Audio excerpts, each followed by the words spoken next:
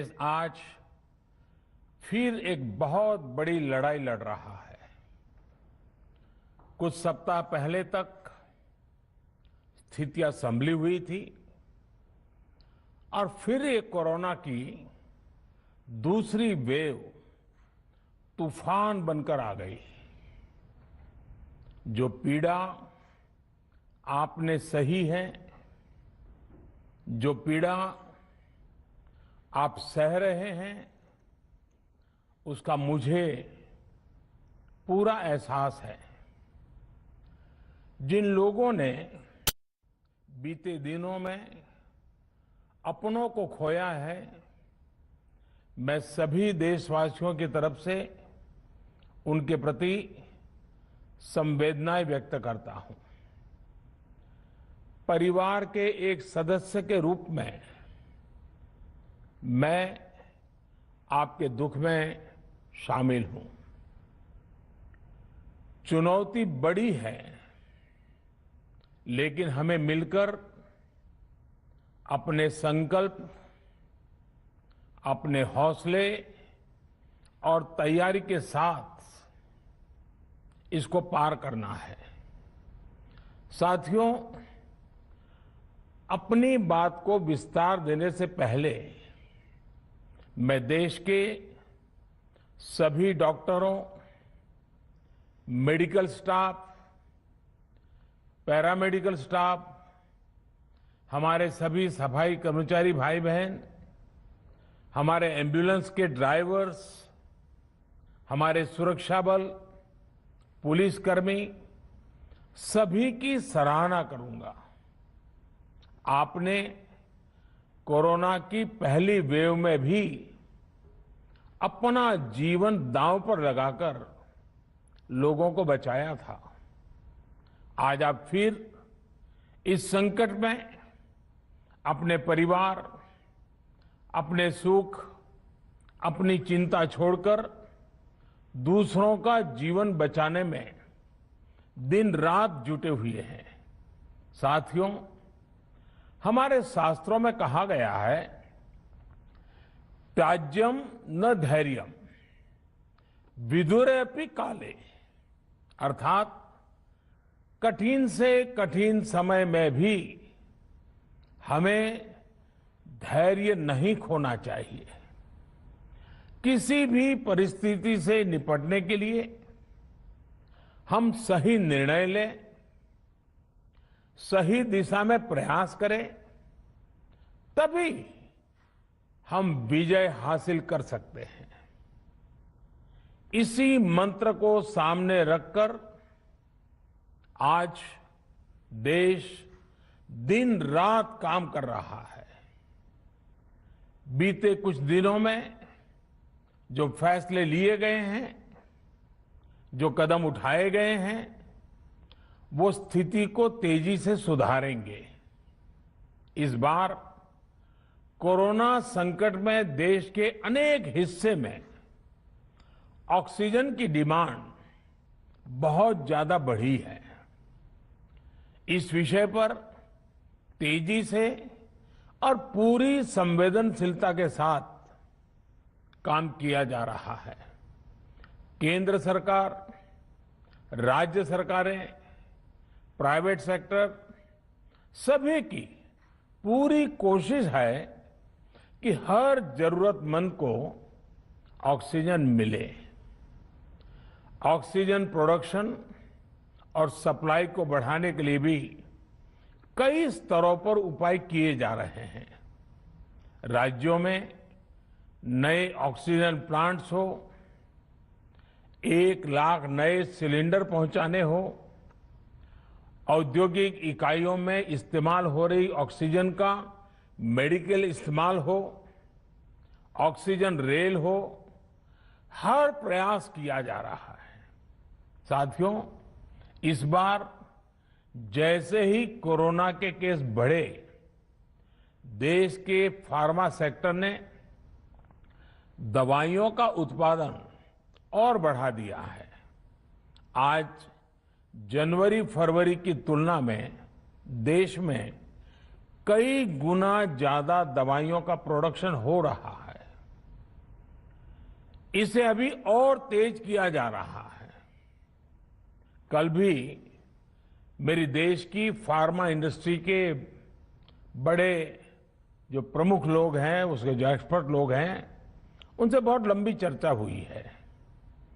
Production बढ़ाने के लिए हर तरीके से दवाई कंपनियां की मदद ली जा रही है।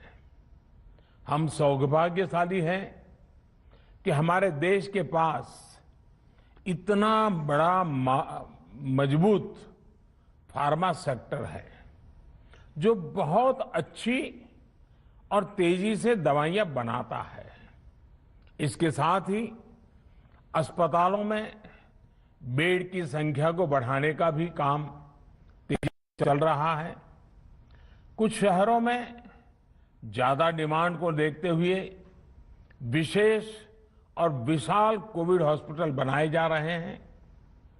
साथियों, पिछले वर्ष जब देश ने कोरोना के कुछ ही मरीज सामने आए थे, उसी समय भारत में कोरोना वायरस के खिलाफ प्रभावी वैक्सीन के लिए काम शुरू कर दिया था। हमारे वैज्ञानिकों ने दिन रात एक करके बहुत कम समय में देशवासियों के लिए वैक्सीन विकसित की है। आज दुनिया की सबसे सस्ती वैक्सीन भारत में है। भारत की कोल्ड चेन व्यवस्था के अनुकूल वैक्सीन हमारे पास है। इस प्रयास में हमारे प्राइवेट सेक्टर ने इनोवेशन और एंटरप्राइज की भावना का बेहतरीन प्रदर्शन किया है। वैक्सीन की अप्रूवल्स और रेगुलेटरी प्रोसेसेस को फास्ट ट्रैक पर रखने के साथ ही सभी साइंटिफिक और रेगुलेटरी मदद को बढ़ाया गया है। यह एक टीम एफर्ट है जिसके कारण हमारा Bharat 2 made in India vaccine के साथ दुनिया का सबसे बड़ा टीकाकरण अभियान शुरू कर पाया। टीकाकरण के पहले चरण से ही गति के साथ ही इस बात पर जोर दिया गया कि ज्यादा से ज्यादा क्षेत्रों तक, जरूरतमंद लोगों तक वैक्सीन पहुंचे। दुनिया में सबसे तेजी से भारत में पहले 10 करोड़, फिर 11 करोड़ और अब 12 करोड़ वैक्सीन डोज दिए गए हैं। आज कोरोना से इस लड़ाई में हमें हौसला मिलता है कि हमारे health care workers, frontline corona warriors और सीनियर सिटीजन्स के एक बड़े हिस्से को वैक्सीन का लाभ मिल चुका है। साथियों, कल ही वैक्सीन को लेकर हुए एक और अहम फैसला भी हमने किया है। 1 मई के बाद से 18 वर्ष के ऊपर के किसी भी व्यक्ति को वैक्सीनेट किया जा सकेगा। अब भारत में जो वैक्सीन बनेगी उसका आधा हिस्सा सीधे राज्यों और अस्पतालों को भी मिलेगा। इस बीच गरीबों, बुजुर्गों, निम्न मध्यम वर्ग के लोग 45 वर्ष की आयु के ऊपर के व्यक्तियों के लिए केंद्र सरकार का जो वैक्सीन कार्यक्रम चल रहा है वो भी उतनी ही तेजी से जारी रहेगा। पहले की तरह ही सरकारी अस्पतालों में मुफ्त वैक्सीन मिलती रहेगी, जिसका फायदा, जैसा मैंने कहा, हमारे गरीब परिवार हो, हमारे मध्यम वर्ग, निम्न मध्यम वर्ग के परिवार हो, वो उनका लाभ उठा सकेंगे। साथियों, हम सभी का प्रयास जीवन बचाने के लिए है और जीवन बचाने के लिए तो है ही, प्रयास से भी ये है कि आर्थिक गतिविधियां और आजीविका कम से कम प्रभावित हो, प्रयास का तरीका यही रखा जाए।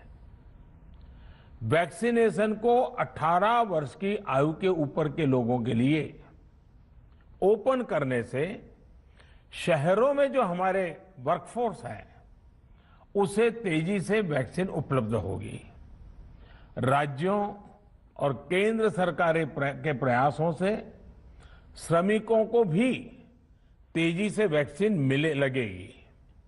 मेरा राज्य प्रशासन से आग्रह है कि वो श्रमिकों का भरोसा जगाए रखे। उनसे आग्रह करें कि वो जहां है वहीं रहे। राज्यों द्वारा दिया गया ये भरोसा उनकी बहुत मदद करेगा कि वो जिस शहर में हैं वहीं पर अगले कुछ दिनों में वैक्सीन भी लगेगी और उनका काम भी बंद नहीं होगा। साथियों, पिछली बार जो परिस्थितियां थी वो अभी से काफी भिन्न थी। तब हमारे पास इस वैश्विक महामारी से लड़ने के लिए कोरोना स्पेसिफिक मेडिकल इंफ्रास्ट्रक्चर नहीं था। आप याद करिए देश की क्या स्थिति थी। कोरोना टेस्टिंग के लिए पर्याप्त लैब नहीं, पीपीई का कोई प्रोडक्शन नहीं, हमारे पास इस बीमारी के ट्रीटमेंट के लिए कोई खास जानकारी भी नहीं। लेकिन बहुत ही कम समय में हमने इन चीजों में सुधार किया। आज हमारे डॉक्टरों ने कोरोना के इलाज की बहुत ही अच्छी एक्सपर्टीज हासिल कर ली है। वो ज्यादा से ज्यादा जीवन बचा रहे हैं।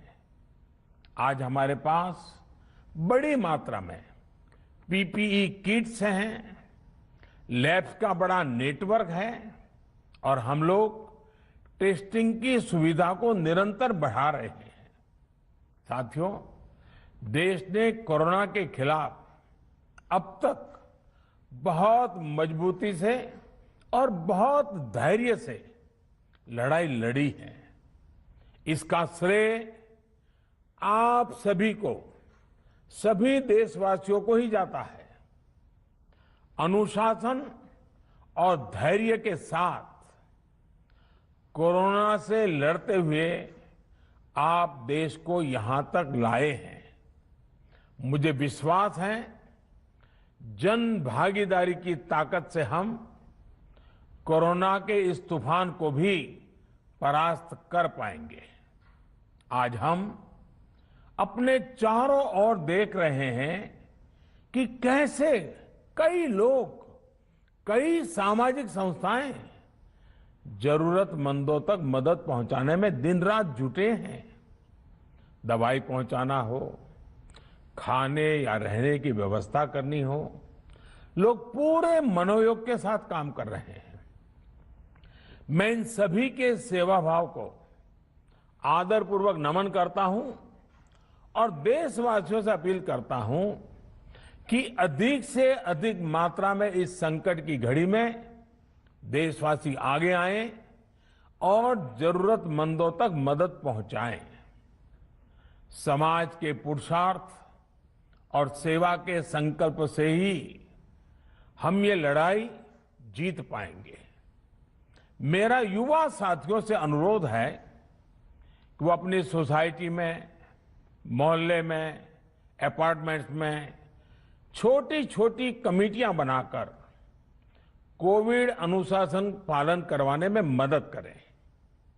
हम ऐसा करेंगे तो सरकारों को न कभी कंटेनमेंट जोन लगाने की जरूरत पड़ेगी, न कर्फ्यू लगाने की जरूरत पड़ेगी और लॉकडाउन का तो सवाल ही नहीं उठता है, आवश्यकता ही नहीं पड़ेगी। स्वच्छता अभियान के समय देश में जागरूकता फैलाने के लिए मेरे बाल मित्रों ने बहुत मदद की थी। छोटे छोटे बालक, 5वीं, 7वीं, 8वीं, 10वीं में पढ़ने वाले, उन्होंने घर के लोगों को समझाया था, मनाया था। उन्होंने बड़ों को भी स्वच्छता का संदेश दिया था। आज मैं फिर अपने बाल मित्रों से एक बात विशेष तौर पर कहना चाहता हूं। मेरे बाल मित्र, घर में ऐसा माहौल बनाइए कि बिना काम, बिना कारण घर के लोग घर से बाहर न निकले। आपकी जीत बहुत बड़ा परिणाम ला सकती है। प्रचार माध्यमों से भी मेरी प्रार्थना है कि ऐसे संकट की घड़ी में वो लोगों को सतर्क और जागरूक करने के लिए जो प्रयास कर रहे हैं उसे और बढ़ाएं।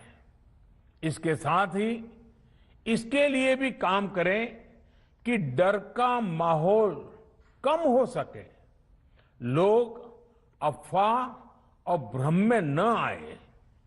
साथियों, आज की स्थिति में हमें देश को लॉकडाउन से बचाना है। मैं राज्यों से भी अनुरोध करूंगा कि वो लॉकडाउन को अंतिम विकल्प के रूप में ही इस्तेमाल करें। लॉकडाउन से बचने की भरपूर कोशिश करनी है और माइक्रो कंटेनमेंट जोन पर ही ध्यान केंद्रित करना है। हम अपनी अर्थव्यवस्था की सेहत भी सुधारेंगे और देशवासियों की सेहत का भी ध्यान रखेंगे। साथियों, आज नवरात्रि का आखिरी दिन है। कल रामनवमी है और मर्यादा पुरुषोत्तम श्री राम का हम सभी को यही संदेश है कि हम मर्यादाओं का पालन करें। कोरोना के इस संकट काल में कोरोना के बचने के जो भी उपाय है, कृपया करके उनका पालन 100% करिए।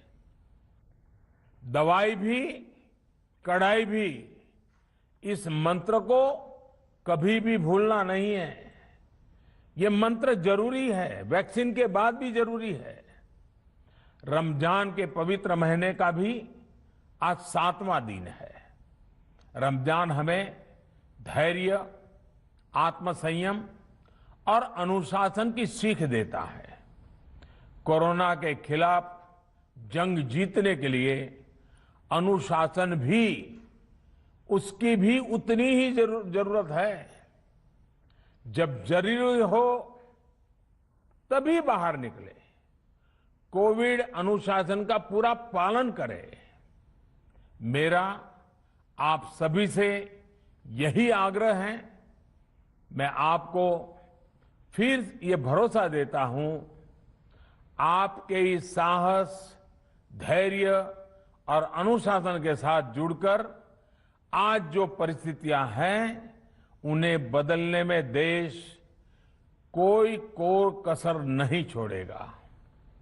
आप सभी स्वस्थ रहें, आपका परिवार स्वस्थ रहे, इसी कामना के साथ मैं अपनी बात समाप्त करता हूं।